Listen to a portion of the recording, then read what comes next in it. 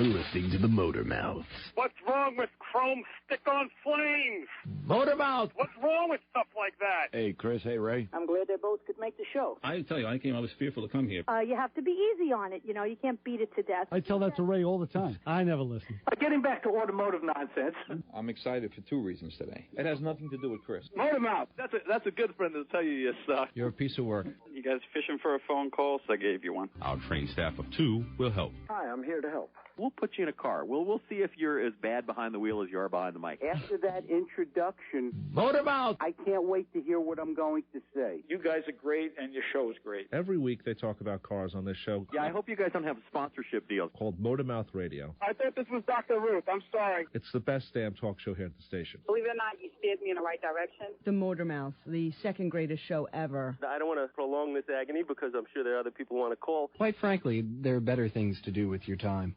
Hey, listen, I get you guys going over there. We don't need to know that you took the car to ballet lessons and then to ShopRite. I'm not a car guy, but I really enjoy listening to your guys' show, man. Yeah, I want to know what the is wrong with my car. Okay, you guys are usually very technically correct. Motor Mouth! I'm glad Ray doesn't give me enough time to think about it, because then I might change my mind. There are answers, sometimes correct ones, and we may have them.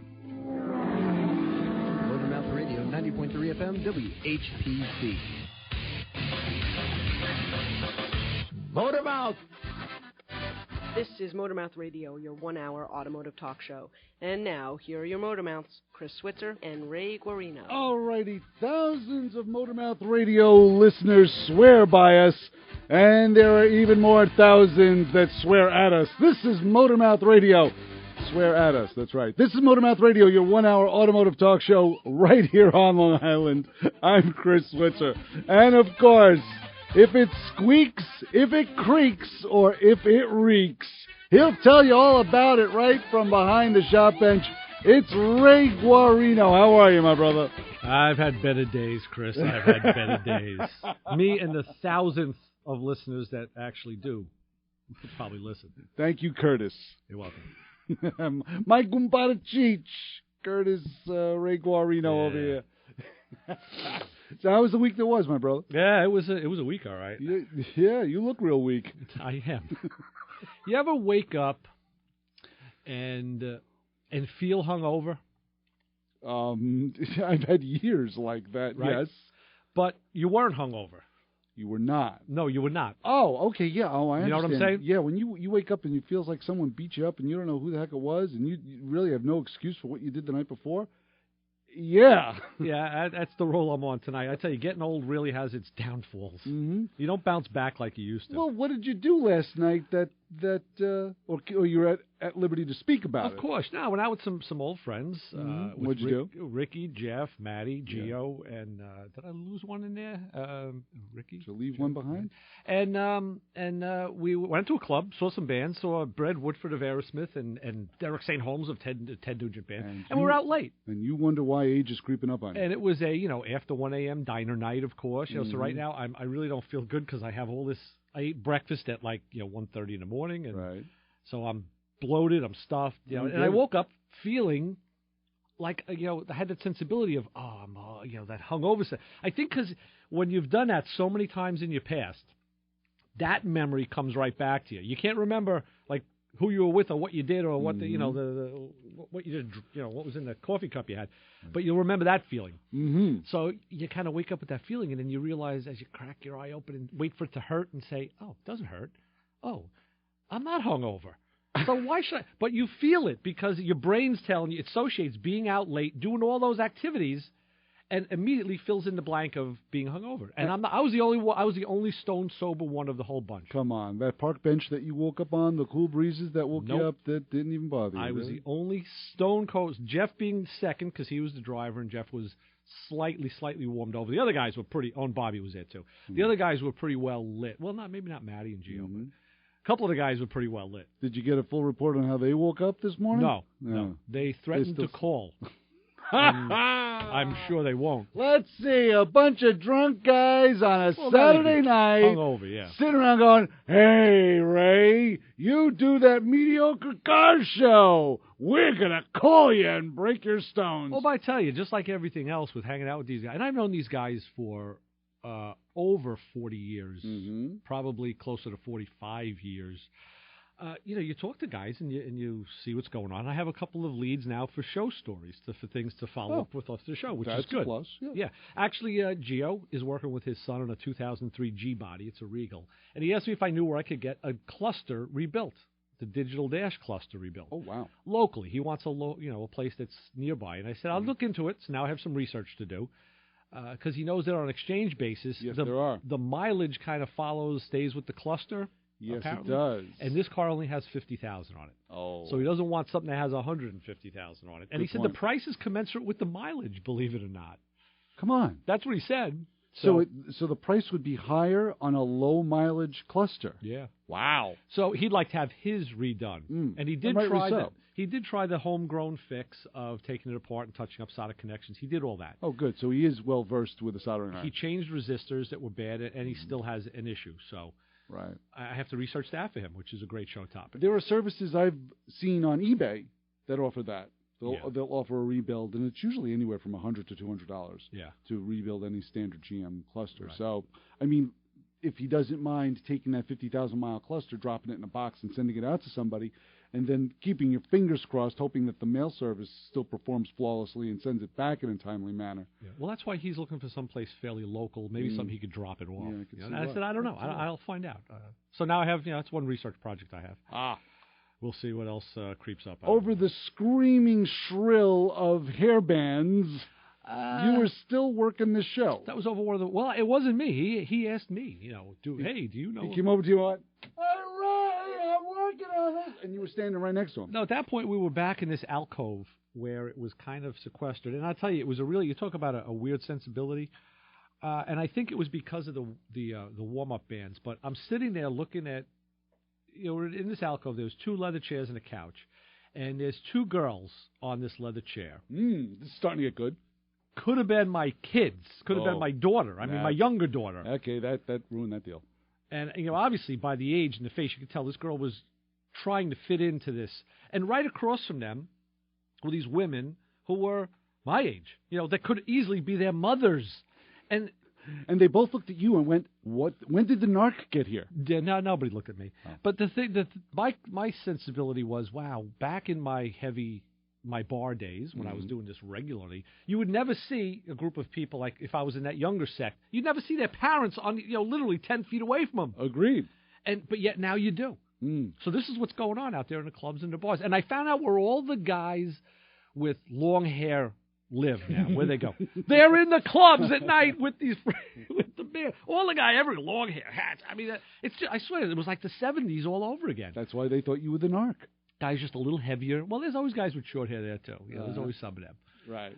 I always wonder about the guys that walk around like with the Jets shirt or the giant, like wearing their sports member. Because everybody else is Long Island, Bunky. Well, because everybody else is leathered up and be necklaced and be with bracelets, yeah, and of course the right boots for the occasion, and the belt buckle looks right, and the leather vest. I mean, everybody's dressed just like they did 35, 40 years ago. Right. They're still doing it. Probably down to the same clothes. No, these clothes are larger. I'll tell you that. These clothes are larger. The men and the women. Aren't there, speaking of larger clothes, aren't there vests and jackets that bikers can buy that have a zipper on the back of them? Oh, that I haven't seen. Or it's a zipper on the sides where you can allow for the greater girth? I'll explain to you what that is. Please. I'll say it's an expander, and what you do is on your leather jacket, when it doesn't fit anymore, you take this strip, and they come in different widths. I think it could be 2-inch, 3-inch, 4-inch. So you zip it onto one half of the zipper, which now extends the jacket. So the other half of the zipper zips onto that, which now makes the jacket larger. Oh, okay. It's like taking a hem out of a pair of pants. Okay. So and it goes actually onto the zipper.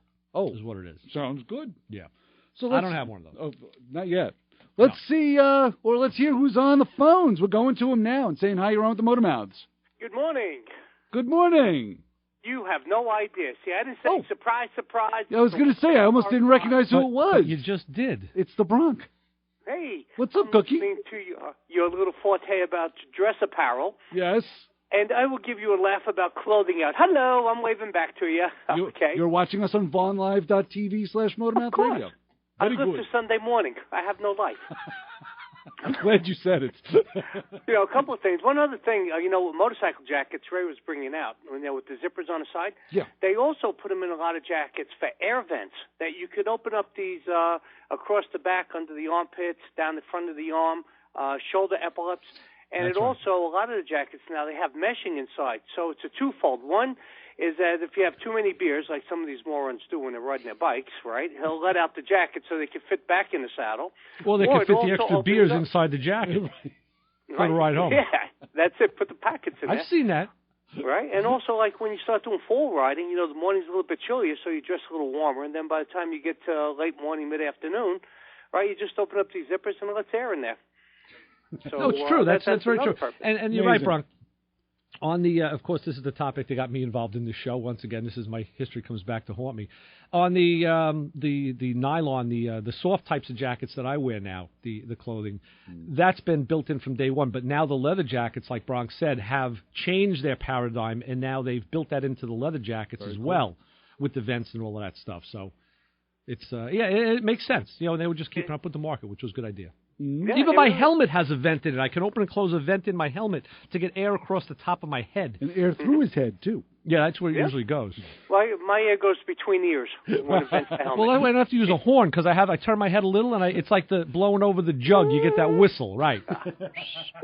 Right, yeah. One thing that helps, especially out here, and I used to do it back east when it was just extremely hot, is that you put water in the helmet. You load up the top pack of the helmet with water, and then you drain it out, let it sit. And it actually keeps you a lot cooler under the helmet. It's almost like air conditioning with the vent. It sounds crazy, but you don't have it dripping down your neck. It just gives a little bit of flow air, and it just makes riding so much nicer. I've been doing it now about 25 years doing it this way, and an old-timer told me this trick. And you just put it in there, and you get all, especially when you're in the sun. I wear a light helmet, especially out here. And I see a lot of guys with the black helmet, dark helmets there. This was prior to air vents in the helmet. So it does make a difference. It does help out quite a bit there. Well, I'll tell you this, Bronk. On a safety note, if you're still wearing a helmet that's made before air vents, you should change that helmet. Oh, no. I change my helmet every 3 years. They still make them without air vents? I don't know. All the ones I have now are air vents. And, okay, you are using it. I thought you said you weren't using one with Oh, the no, air vent. way back then before. Okay, yeah, right. Yeah, prior to. Before the air vents were invented, of course you were using one without it. Right. Okay, now I got it. You made a good point about changing helmets. Some of these guys, they're riding helmets 5, 7, 8 years. And after 3 years, the integrity of the helmet breaks down. People don't understand this. Bronk, They let me say, ask... well, I don't want to spend another couple $100. Well, how much is your head worth? Let me ask you a question. With the custom guys that you see and the chopper crowd, whatever crowds are out there, right? How many guys do you see that build a retro style bike and then they pull the retro helmet out of the Captain America helmet out of their garage, and or the metal flake helmet, and they wear that with that retro bike? Is that prevalent out there? It's like what, 30, 40 years old? That helmet is at least. At least. Oh boy, yeah. I see it here all the time. Yeah, you know what I call those helmets? DOA. Instead of DOT, DOA. Yeah, but Bronk, can't those helmets be rebuilt? Couldn't you rebuild the guts of that helmet, or no? No, because first of all, the shell. The shell is degrades. a whole completely composition of the shell what they're using nowadays. Correct. Nowadays they're using a lot of carbon fiber. They're using integrated nylon, integrated polyester reinforced materials that's able to withstand the shock. Okay. Also, the interior of the helmet, they're using a completely different base. Years ago, it was styrofoam, plain old styrofoam. You find like the same thing made out of peanuts in packaging. That's right, white styrofoam. Right. Wow. Yeah. That's Now it's a whole completely different composition. And if you look inside the helmet too, the netting that's on top of the insulation, it's almost like in an air vent. So it's like an airspace between the insulation, the protective insulation or the impact force zone, and an air. So now you have room for your head to move, so you're not getting the full effect. Remember, people don't understand this. Three crashes in a single collision. The first crash is you hitting the object. The second crash is the exterior of your body hitting the exterior of the object. And the third, most prevalent, which is the force, is the interior organs, the inside, such as your brain hitting the inside of the skull or internal organs hitting the inside of the body. Mm-hmm. That's the one that kills people. Mm-hmm. So with this airspace underneath the helmet, all right, it lessens that impact of the head, the internal organs hitting the inside of the cranium of the skull. Wow. So it does make a big difference. You sound like you know something about this topic. Oh, I've been riding a bike over 50-some-odd years. Yeah, I still got my one scrambled brain cell still working, so I guess it has a lot to do with safety first. Another thing people don't understand, you're talking about helmets, is that if you drop your helmet off the bike, it becomes useless. When you just drop it? Let's say you put the helmet on the seat of your bike and it falls off and it hits the ground. Right. Right, you just jeopardize the structural integrity of that particular helmet. Even if it just dropped 4 feet, 3 feet? That's what they say, yeah. The manufacturers actually claim that the helmet should be checked. It doesn't mean it's bad, but it should be checked because it could have sustained some damage, yeah. And like you said, helmets are very expensive these days because of the technology that goes into them. Yeah, and just again, like tires. I go back, right? And like Ray says, they're expensive, yeah.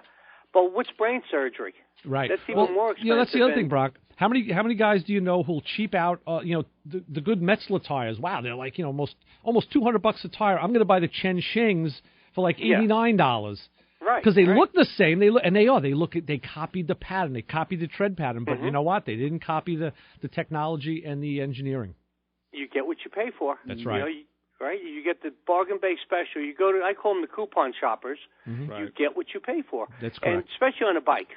All right, I change my tires every 2 years. I rotate them, whether they have mileage or not. Mm-hmm. And the reason for that, number one, again, we're being out here in a desert environment. It's a lot drier, but the tires dry out. And then especially on the East Coast, most bikes sit 8 months. People don't understand that, right? So you are going to get some structural integrity within the cord ply of the tire just from sitting in that position. Mm-hmm. The tire is going to dry out because motorcycle tires are somewhat softer. They have a lot more plasticizers in the tire, and they do use them. Mm-hmm. Then you get these people, they have to have the tire look pretty, so they put a tire enhancement, almost like an Armor All type product. Right. If that product has silicone bases in it, and this is what people don't understand, is that silicone actually draws plasticizers out of the tire and prematurely causes them to harden, which causes, again, traction problems, braking problems, handling problems. So you stay off that stuff. You want your tire to look pretty. Right. Use a scrub brush and wash the damn thing. I agree. Right? Stay off the commercial uses. If it's a show car, different story. Mm-hmm. If it's an everyday where you want dependability and safety, do not use this stuff. If you do use a tire enhancement, use something that has zero silicone basis to it. Mm-hmm. Just kind of like a coating. Right, soap and water. Like a water and, what the hell is this stuff? I forget what the chemical is.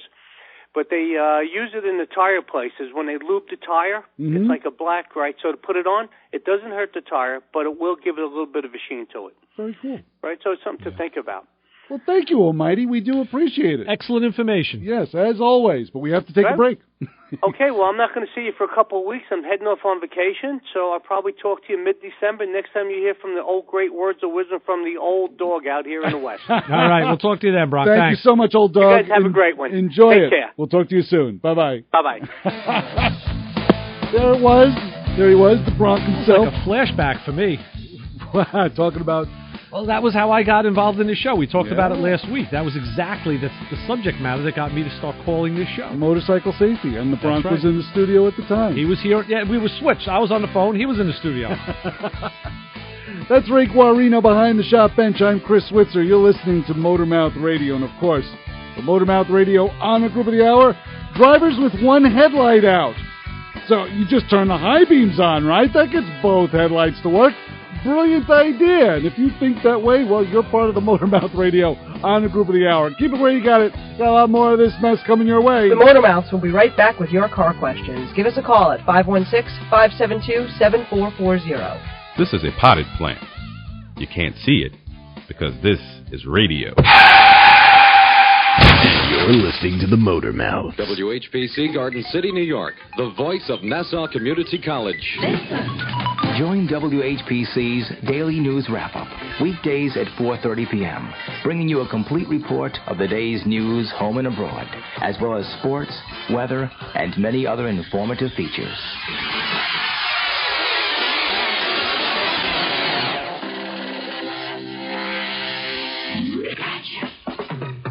We're Long Island's FM alternative.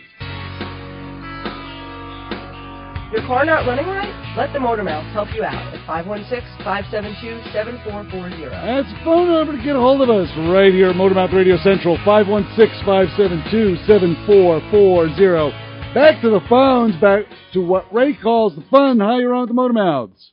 Hey, gentlemen. Christian, where are you? In the middle of a gymnasium? What are you doing? Oh, hold on. I got my Bluetooth Nixon. Hold on a second. I love when Christian calls and asks us, hold on. What did I do here? Turn this thing off. All righty. Get back to hold the phone correctly. Bring the wire portion of the phone down. No, I got the speaker on, and Nixon. It won't turn on. It won't turn on. Oh, this is crazy. Technology and its wisdom.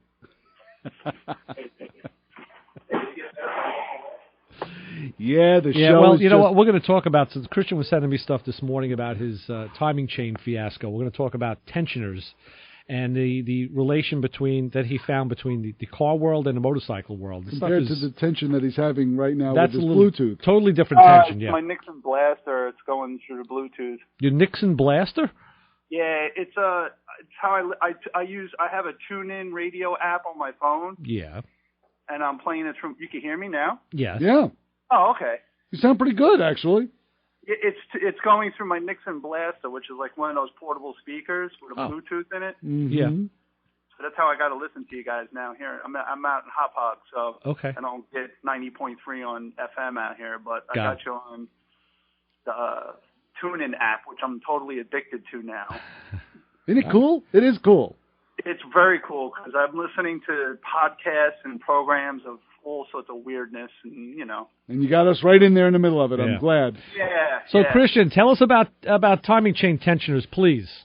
Oh, my truck, yeah. Well, I've been going through a lot of cam chain stuff with twin cam Harleys, and for the past few months, my Chevy, my little S10, has been making a hell of a racket. And I knew. What kind of noise was it? I can't. Can you make it? Can you make the sound? Come on, make the sound. No, I can't. Could you try? I can't. I really can't. Come on. Could you gargle some nuts and bolts and maybe that? It sounded like that. Oh, rattle. Oh, I don't think it sounded like a rattle. All right, so you had this hellacious noise. How did you track it down to the timing chain?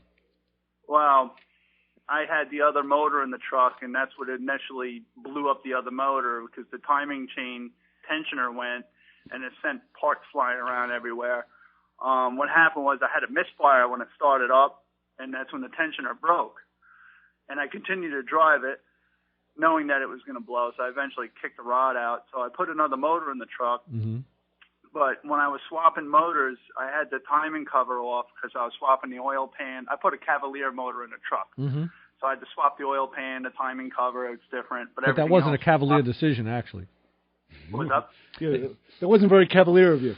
So the timing chain. So there's actually a shoe. It's a shoe like with some kind of a nylon material on it that actually puts pressure on that timing chain. What keeps the pressure? Is it spring or is it hydraulic?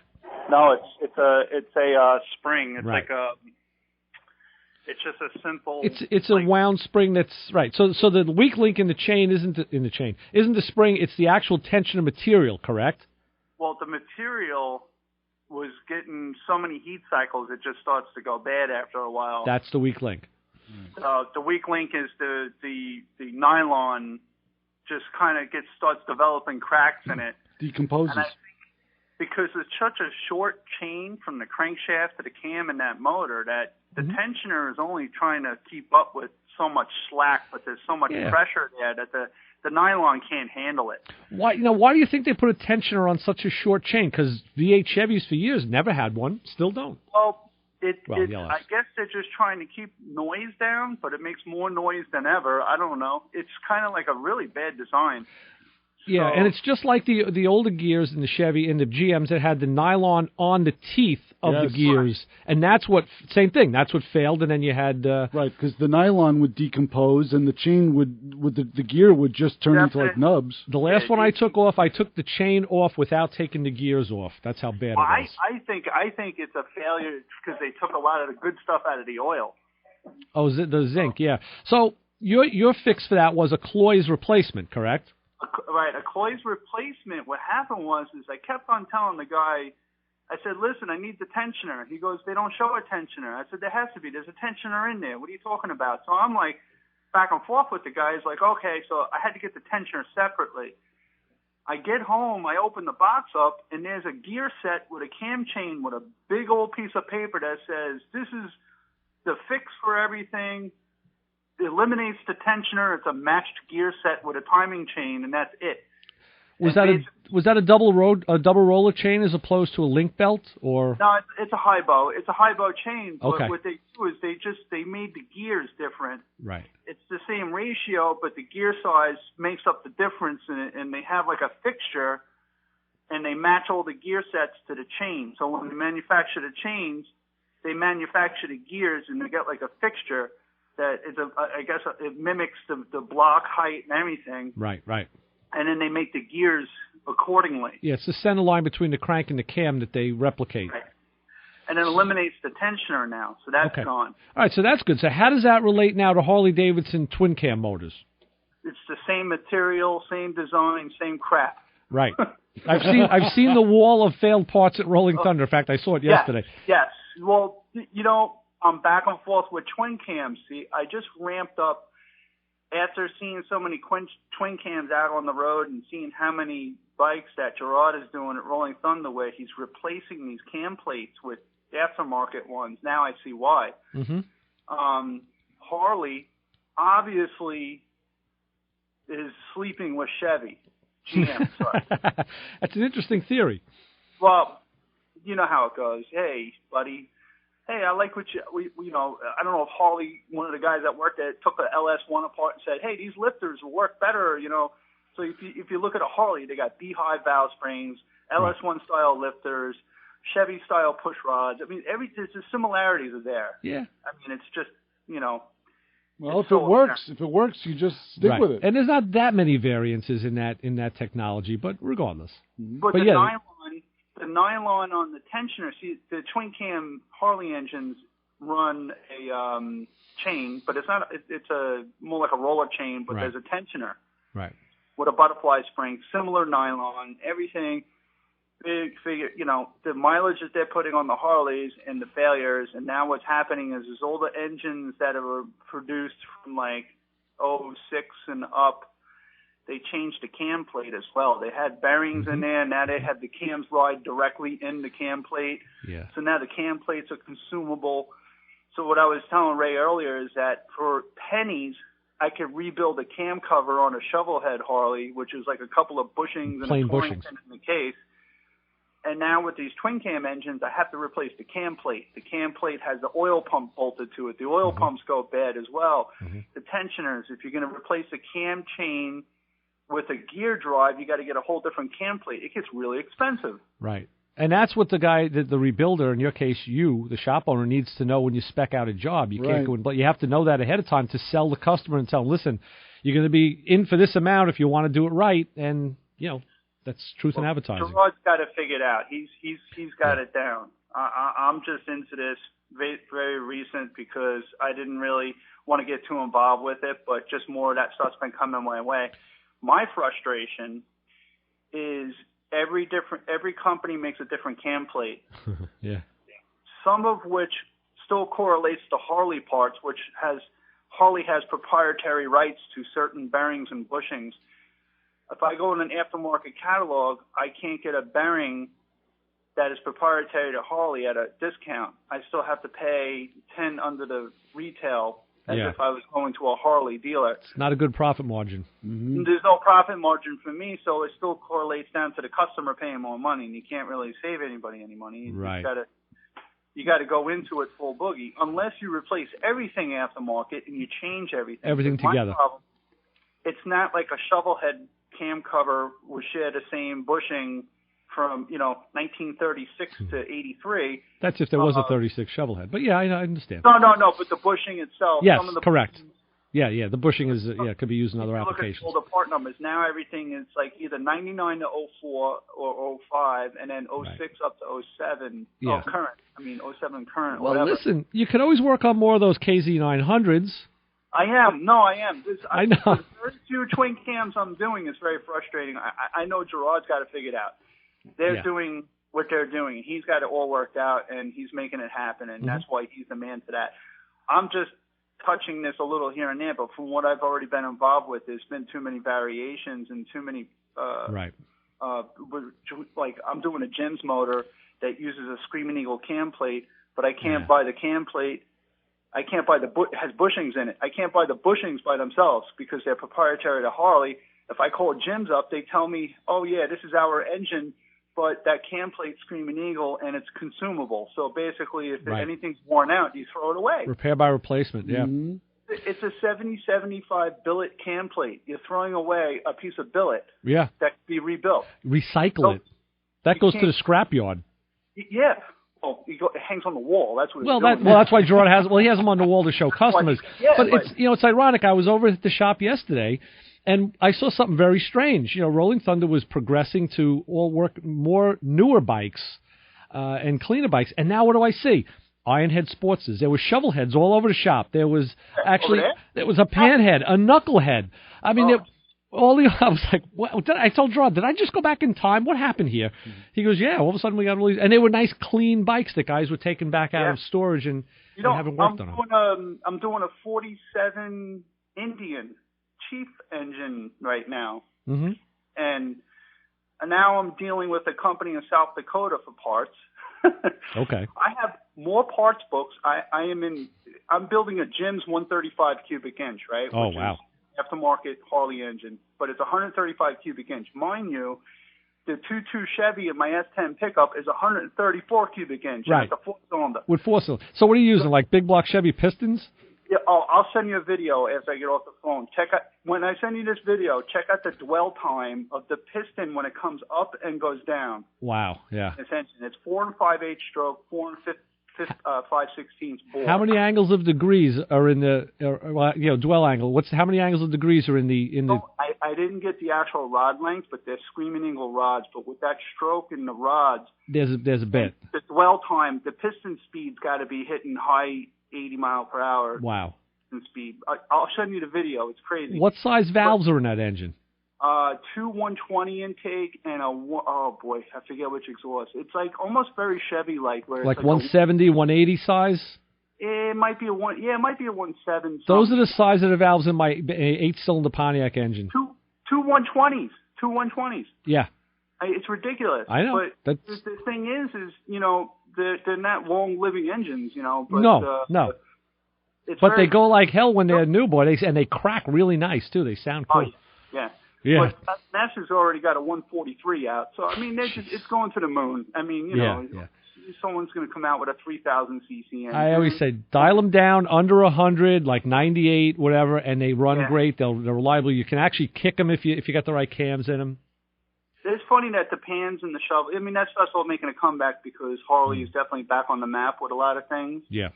So it's all over the place, but it's just pennies for the dollar to rebuild the twin cam right now. It's a lot more money in ways, a lot less machine work because you're just basically replacing and throwing away stuff. Right.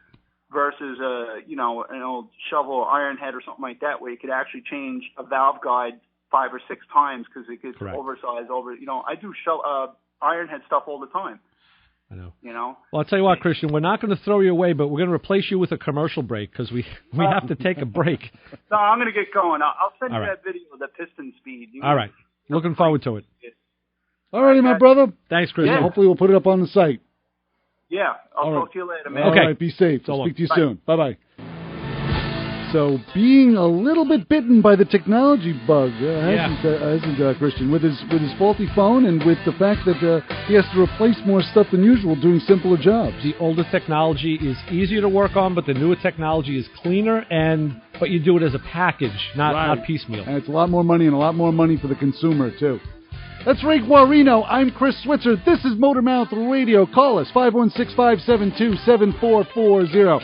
You know where you can hear us, too. Not only terrestrial radio, but like Christian as well. He probably went to motormouthradio.com or snapped up the TuneIn app that's there. You can download it from the site. You can also listen to us, Performance Motorsports Network, iHeartRadio, whole bunch of ways to get a hold of us, plus your calls, 572-7440. Coming back at you. The Motormouths will be right back with your car questions. Give us a call at 516-572-7440. Yeah, I want to know what the is wrong with my car. You have a short in your horn. Motormouth Radio, 90.3 FM, WHPC.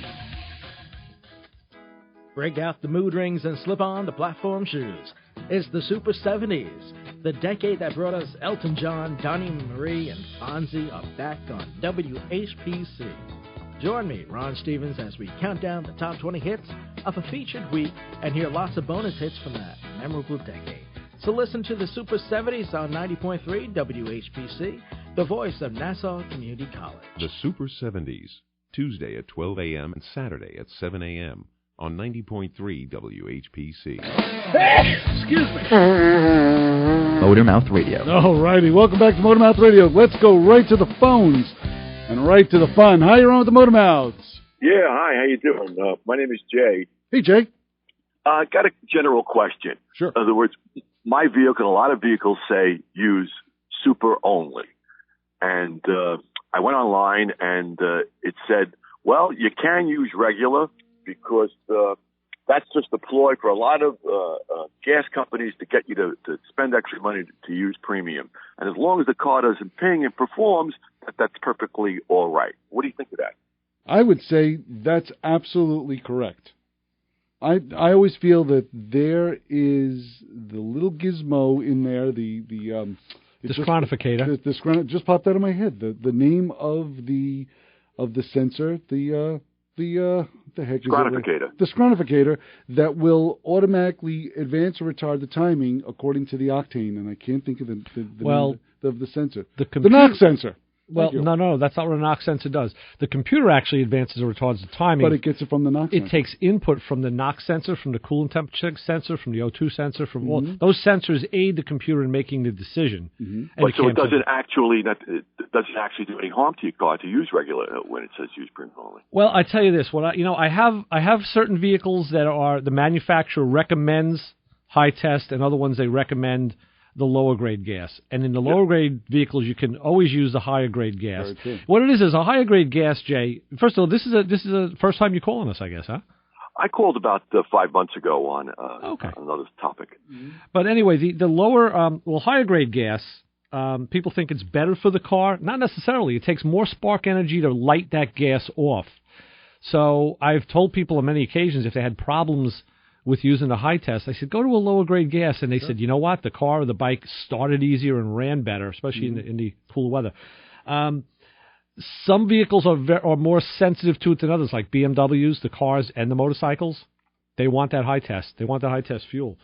But I always feel that if it's not pinging or knocking, I would still go with the fuel of choice. Well, that's where the knock sensor comes in, because yes, the knock sensor it's a seismic sensor. It senses the leading edge of the pulse of the knock, of what that is. And there's a whole science behind what a knock really is. And then the knock sensor can actually feed back, like you said, Chris, will feed back to the computer information, and it can dial out timing quick. Yeah, but the main concern, like myself and probably most people, is are you actually doing any damage to the engine by using a less of an octane fuel? You'd really only know long term if you did a tear down and inspected the engine. What kind of car are we talking about, Jay? Well, I have two cars, so let's say Mercedes, 12-cylinder. Okay. I would still use a premium fuel in that. That's falling into the I do, but I was reading online that it's really not necessary. The funny thing is, I would look along the lines of, if you can afford a 12-cylinder Mercedes, you could buy them. Premium fuel is probably not really a question.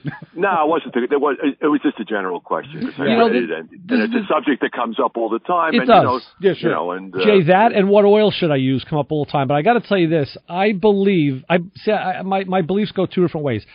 The engineers who designed the cars put a lot of time and money into it, and the manufacturers pay these guys a lot of money. So they have the system that works for their setup. Yes. Now, to that, I'll also say I'm a very firm believer in the aftermarket, because the aftermarket will take what the manufacturing engineers did and expand on it and make it even better and push the limits a little bit. So I kind of get on the fence with things like this, but I would say a stock vehicle, I would tend to go with what the manufacturer says, but in my own vehicle, my BMW motorcycle, I used it as a test bed. It calls for high test gas. And when gas was expensive, I said, yeah, this sucks. So I found out that I put a lower grade in, and I had pinging. But what happened is when the temperature cooled off, like in this weather, like today, I can put the lower grade gas in and it doesn't ping, because I don't have the ambient temperature. The engine still gets the same operating temperature, so I can get away with it in the colder weather. I can't get away with it in the hotter weather. My Harley Davidson at the time, forget it. The thing was just knocking like crazy in the almost all weather, so it had to have high test. It depends on the vehicle. Yeah, exactly. Well, it's the same thing, because I have a Pathfinder that's got 160,000 miles on it. So when I put regular in it, sometimes when I start it up and it's rich, the choke is on, or technically it's running in an open mode. The injectors are right. It's a different curve. It has a tendency to ping. So what I do is I pretty much put the mid-grade fuel in it just to alleviate that. They see something like that, Chris, could be caused by deposits on the valve and the piston. Oh, sure. And an upper cylinder cleaning could help or hurt. Again, this argument goes both ways. Right. So, but in theory, if you cleaned all the carbon out, which carbon holds heat, that's how you get knock. And we used to get afterburn and run on in the cars. It was hot spots that was actually in the carbon. It was pre-igniting without ignition. It was pre-igniting like a diesel would do. So theoretically, if you clean that out, you can go back to baseline again. Okay. But in the real world, you clean that out, and now you find out, well, it was kind of holding rings together. It was kind of holding that crack in the valve closed. There's a lot of, and I've had my own issues where I did more harm than good. Right. Yeah, the cost of cleaning it out would be pretty substantial opposed to the cost of buying the proper fuel. Well, yeah, I mean the cost of doing it isn't high. You can buy the stuff. You can buy the can of the stuff on the shelf, off the shelf in the parts store. Oh, the cost after the fact, if it doesn't work out right, is now you're looking at engine repair. Yes, that's the high cost. So yeah. All right. Basic rule of thumb here would be go with the manufacturer's suggestion. You're always safe like that, and then if you want to experiment. I'd say if you're going to drop the grade down, do it in this weather and see if you get away with it. You may not get away with it in July. Okay. Thank you very much, guys. All right, Thanks, Jake. Have a good day. Always a pleasure. Talk to you soon. Bye-bye. 516-572-7440. Yeah, I meant to bring that up. The Pathfinder would knock in the morning. And by the time I got to the highway, it was fine. You sure that was the car, not you? Because we have those problems too now, Chris. My head against the window, yeah. Hey, speaking of which, really, just to get off the subject for 1 second, I got an issue with the Pathfinder that I noticed a couple of days ago. I can't open the back door on the car. Really? Yeah. One of the it seems like the outside door linkage kind of, something is broken in there, but it's not totally torn away yet. Oh, you're talking about one of the side doors. Yeah, I was the thinking rear hatch. door. No, not the hatch. I'm sorry. One of the side doors in the rear. The rear passenger. The rear driver's side. So I have to try and figure out how to get that door open, because I don't know if I close it again, if it's going to stay closed forever and ever. So I have to get the door panel off with the door open. That you can fix. You can make it stay closed if it won't stay closed. That you could do. Rope. It's called a strap with some screws. I mean, you could do that. But I'm like, of all things, and this is what cracks me up about doing this program, because you find that sometimes the oddest problems fall in your lap. And you may find it's some plastic part that broke or cracked because of age, and that's very common. And that's part of. It's like what Jay says, he's concerned about his engine running, and once you get into like higher mileage vehicles, it's not only the engine, it's these cute little things that tend to make you crazy when they decide to fail. I'm involved with a side project right now with Gerard from Rolling Thunder. His name comes up again. His Silverado, when I borrowed it, I told you we had the ABS lights on and we were looking at the diagnostics. That went further, and we found some stuff online. I was, of course, bouncing this off of Joe D., and Gerard did some searching. And we found that in many cases you can take the controller, the control module, off the ABS pump, take it apart, and I talked about the crappy video last week, and touch up the solder joints to fix it. Right. So luckily, when I was at Rolling Thunder yesterday. I got back to work, and my buddy from work was here with his Silverado. And the question was, where is the pump? I swore it was under the hood near the master cylinder, and the video Gerard found said it was under the truck, but that was a Tahoe. So while I had a Silverado in front of me, I rolled under the truck, and there it was, right opposite the transfer case, above the frame, and between the module and the floor of the truck is maybe 1.5 inches to get that module off. So Gerard is going to do the hard part, the heavy lifting, try and get the module off, pass it off to me where I'm going to, in the lab, take it apart and do the soldering diagnostic, and then we're going to put it back together and see if it works. Well, hopefully we're going to get something coming out of that. I hope. Well, it's going to be pass or fail, and it's, who knows. 516-572-7440, because in future shows we're going to find out how Ray is successful or not, how Ray and Gerard are successful or not with their ABS problems. I'm Chris Switzer, of course, the Motormouth Radio Honor Group of the Hour, drivers with one headlight out. Oh, you got a problem with that headlight because the fender's smashed. Well, yeah, that is. And the relay is croaked. That is your problem. Well, if you are saddled with such maladies, you're part of the Motormouth Radio Honor Group of the Hour. Keep it where you got it. Got a lot more of this mess coming your way. Have a question about your car or someone else's car? Then give the Motormouths a call. 516-572-7440. WHPC 90.3, the radio voice of Nassau Community College, is looking for individuals, businesses, charities, or organizations in our local global community that would like to donate to support our radio station. Whether you listen locally or online, here's how it works. Go to our webpage at ncc.edu/WHPC and click Donate Now. Or if you prefer, you can send a check to WHPC Radio, 1 Education Drive, Garden City, New York, 11530. Make your check payable to the NCC Foundation. In the memo of your check, write WHPC, Donate Now. Any contribution will help defray our operating costs, and it's tax deductible. This message was brought to you by the radio voice of Nassau Community College, 90.3 WHPC. Streaming online at ncc.edu/WHPC. Let the Motormouth help you with all of your car questions at 516-572-7440. Back at you with a vengeance. 516-572-7440 is the phone number. Phone line is open. Ray Guarino sitting behind the shop bench. I'm Chris Switzer. Just enjoying the fruits of doing a fine, upstanding job here in Motormouth Radio Central. Yes. You ready for a piece of local lure? Yeah. Soprano sale. Soprano. As reported by Rich Shapiro in the Daily News today, if you want to drive like a mafia boss, it's going to cost you, Chris. Oh, really? That Pathfinder ain't going to cut it. No, but no mafioso is probably going to be behind the wheel of that. Tony Soprano's Cadillac Escalade, of course, from the show The Sopranos, the hit HBO show, has sold for nearly $120,000 at a Boston auction. Holy moly! And to jump back, the 2003 Escalade it was signed in 3 places by James Gandolfini, of course, now passed away. It set a record for a used Sopranos vehicle. The only other one they had on record was a 99 Suburban that he drove in the earlier seasons of the show. That sold for $110,000 in 2013.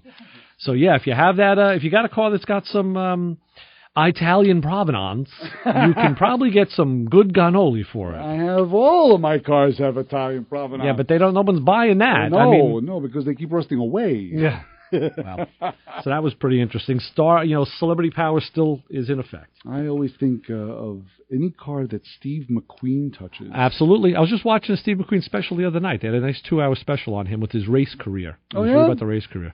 I'm sorry, it wasn't Steve McQueen, it was Paul Newman. Oh, Paul Newman. Same thing. Yeah, another cars that he's touched. Absolutely. But not as much as Steve McQueen. His stuff goes wildly. Yeah. It's totally, even his truck, he used to drive around in some old Chevy pickup truck. Yeah. Even that went for like boku bucks, which is amazing. Exactly. Just to know that there's individual out there where his coolness just transcends. So let's transcend onto the phones and see who's cool and say hi around the Motormouths. Hey, guys. Who's this? Hey, Hey, Ray. Bob from Rockville Center. Hey, what's up? Where are you? You sound like you're in a field somewhere on a water-driven cell phone. Well, I was actually driving to visit a friend, and then I heard you guys mention the ABS issue with the Silverado. Mm-hmm. Yeah. What year was that? His truck is a 2000. Okay.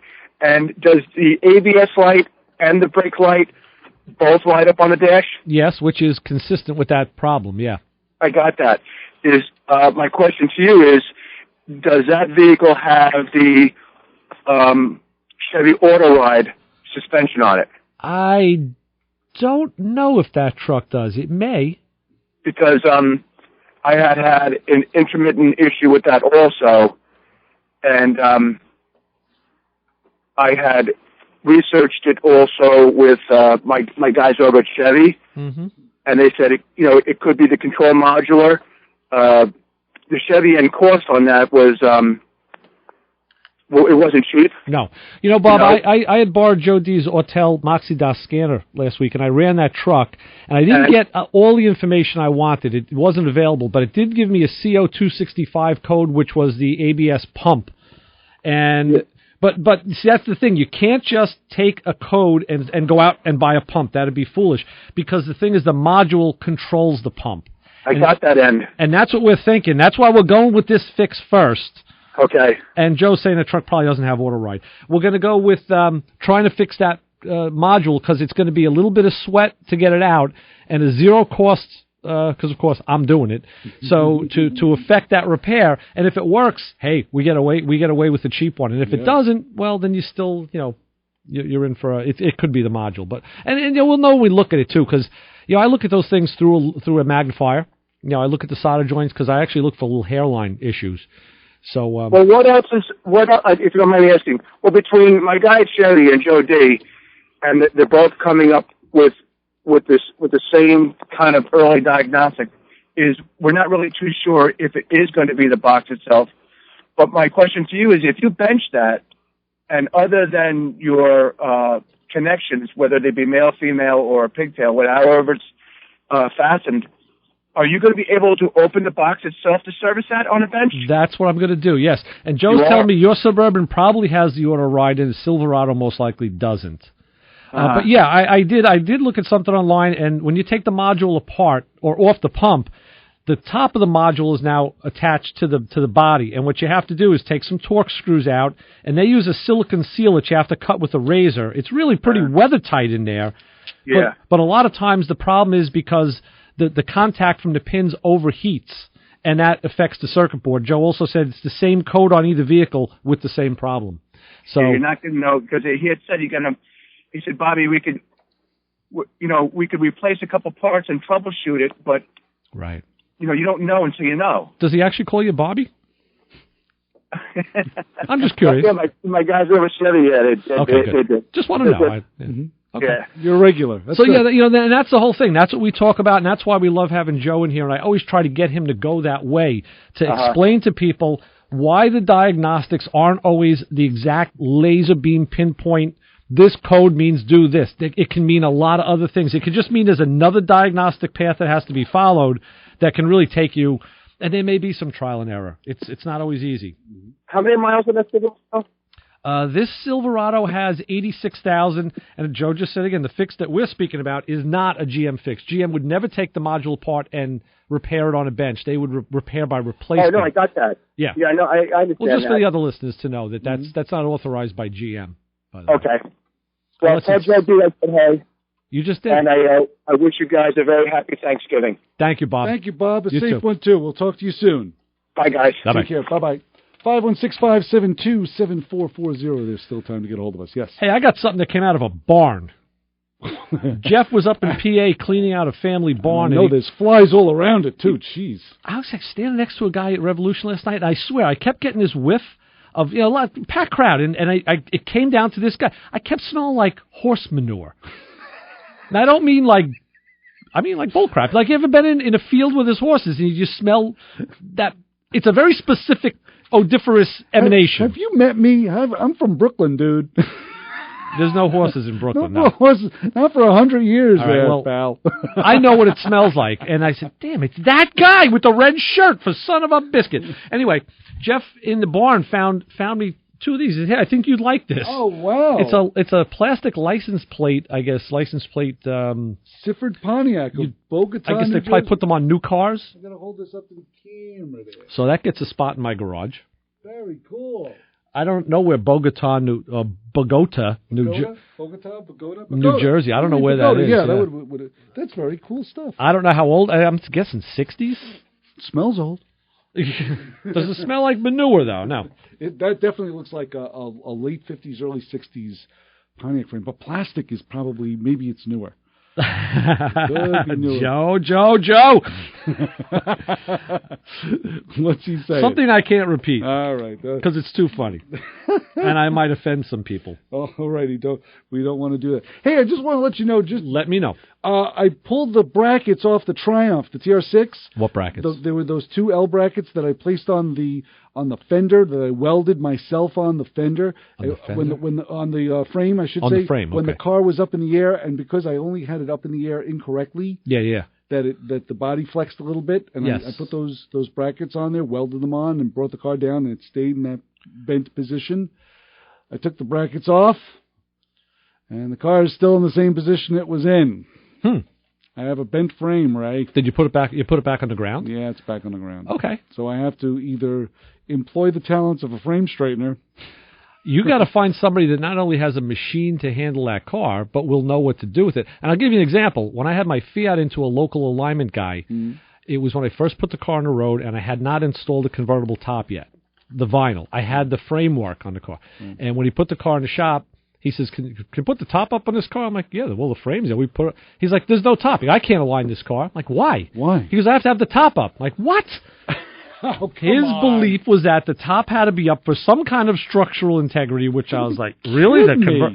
Let me tell you something. So what I'm saying is I'm not knocking this guy. He's a local guy. He does do good work on cars he understands. But I said, listen, I will take full liability, and I'll sign the release if you just align the car the way it is. And you know what? The car is fine. So, but yeah, you need someone who not only has a machine that can handle the car, and that may be hard to find. Yeah, I think so. Except for a specialist. And then, of course, somebody who understands what to do with that particular car. So you're in the world of, like, you know, when you have a medical problem and you have to go to the specialist. Right.